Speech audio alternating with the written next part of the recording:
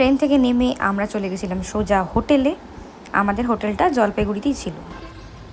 Hotel থেকে একটু fresh হয়ে আমরা চলে এসেছি জঙ্গল সাফারি।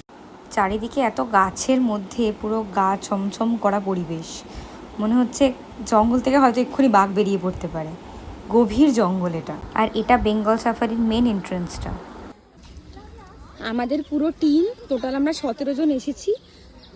জঙ্গল সাফারিতে ঢুকছি, এখান দিয়ে এন্ট্রান্সের পর এখান দিয়ে ঢুকে কিছুটা এগোচ্ছি। দেখো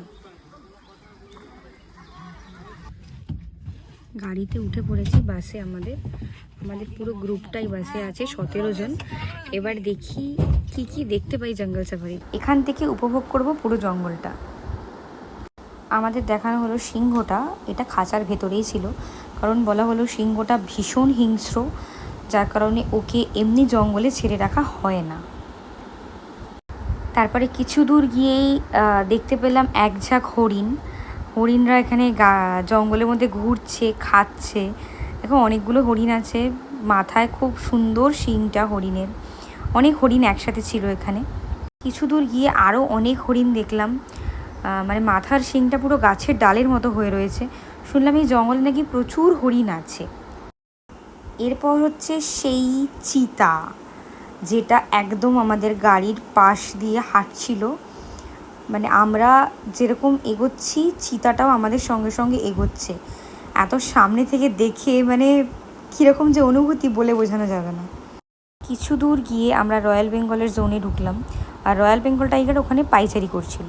আর রয়্যাল বেঙ্গলটা আমাদের বাস দেখে আমাদের বাসের পাশে এসে বসলো, আমাদেরকে ছবি তোলার জন্য পোজ দিল খুব সুন্দর করে, আর আমরা অনেক ছবি তুলেছি। আর তারপর সেই অনুভূতি, আমাদের বাসটাকে চলতে দেখে আমাদের বাসের পিছনে রয়্যাল বেঙ্গলটাই রীতিমতো দৌড়চ্ছিল। প্রথমে আস্তে আস্তে দৌড়চ্ছিল, কিন্তু তারপর দেখলাম যে না, সত্যিই বুঝলাম যে আমাদের বাসের পিছনে খুব ভালোভাবে দৌড়চ্ছে আমাদের বাসটাকে এগোতে দেখে। মানে কীরকম যে লাগছিল আমাদের বলে বোঝাতে পারবো না তোমাদেরকে পুরো ক্লিপটাই দিলাম। অনেকটা বাসটা এগিয়ে যেতে ও আস্তে আস্তে থেমে গেল, আমরা ওকে ছেড়ে চলে এলাম। এত সুন্দর জঙ্গল সাফারি ঘুরে বাঘটা লিটারেলি আমাদের গাড়ির পিছনে দৌড়চ্ছে, এই সিনটা দেখে মানে ভয়ও পেয়েছি যতটা, আনন্দিত হয়েছি ততটা। এত ভালো এনজয় করেছি।